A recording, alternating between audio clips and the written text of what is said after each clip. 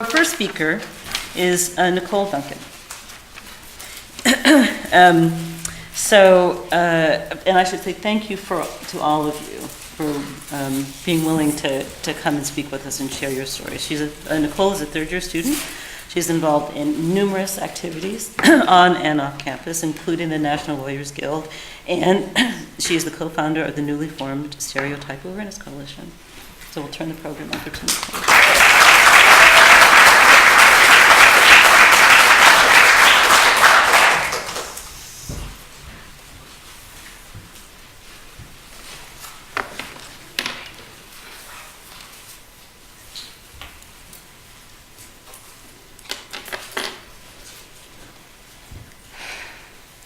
When my mother passed away, Mother's Day of 2012, I held onto that pain like Linus holds onto his blanket. Pain can be a safety net. It can be a comfort zone, and as much as I claimed I wanted to be free of my depression and despair, I found myself clinging to my pain, nursing my wounds, and telling anyone and everyone I could about the injustices that the universe had done to me. But when I was telling my dad dramatically one day about how hard my life was, he said, "You're not unique."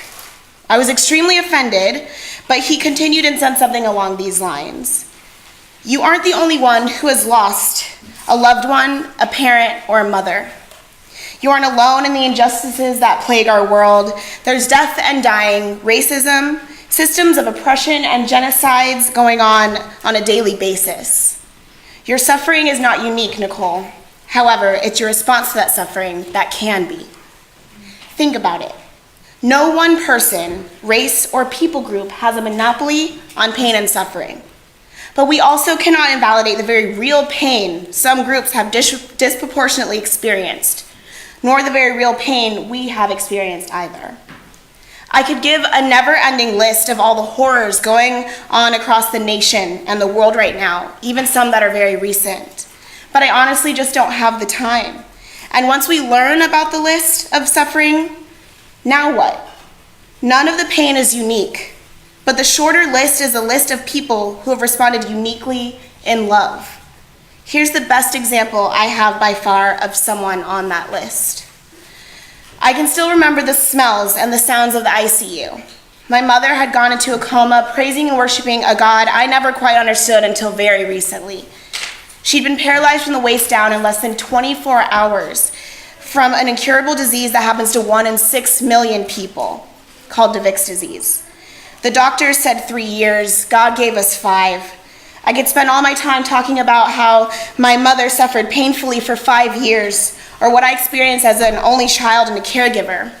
But instead, I want to focus on the moment her response challenged the way I've been responding daily. After driving 15 hours from here to Colorado, I reached the ICU. My mother had literally woken up 5 minutes prior, and I asked her, "Are you afraid?"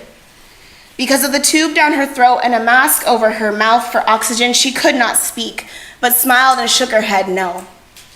That was the last time I ever interacted with my mother, because afterwards she went back to sleep and on to eternity. Out of my mother's several journals, I can honestly tell you I cannot find one where she blamed someone else for her pain.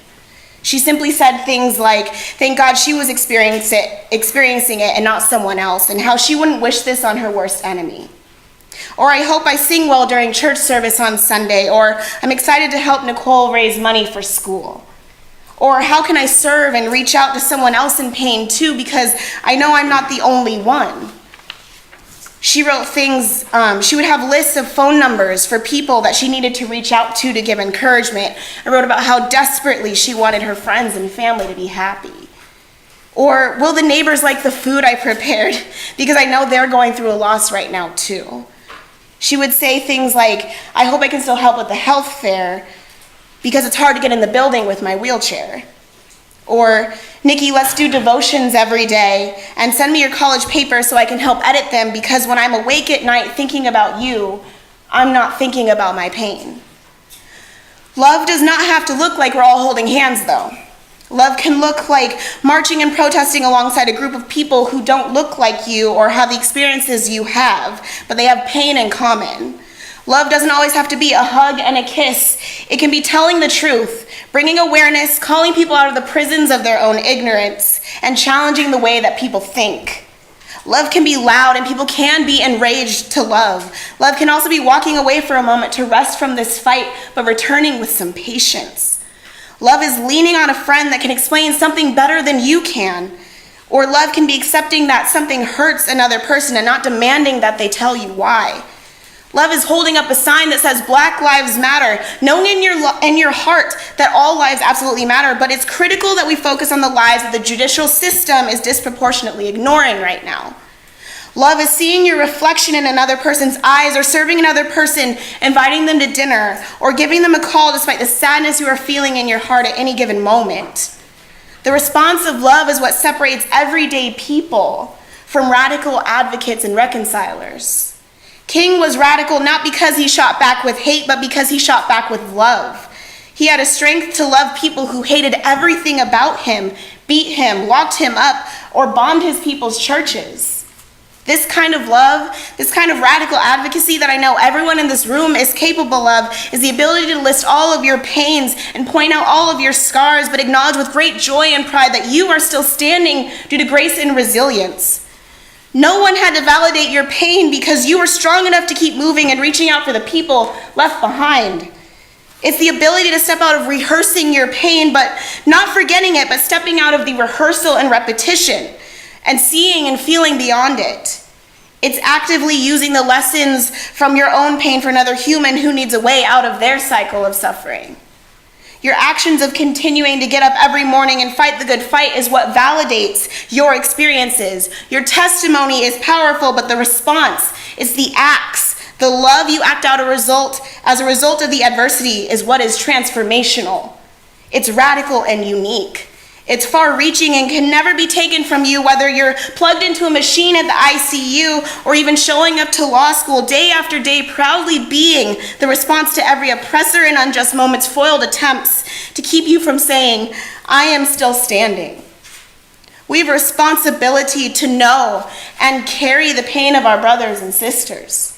But how can we when we are weighed down by our own pain? We must find a response that doesn't leave us stressed out, bleeding out, and knocked out on the sidelines of this planet.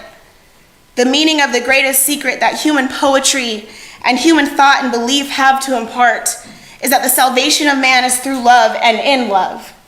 So what will be your response to a world full of hatred and pain? What will be your response? Thank you.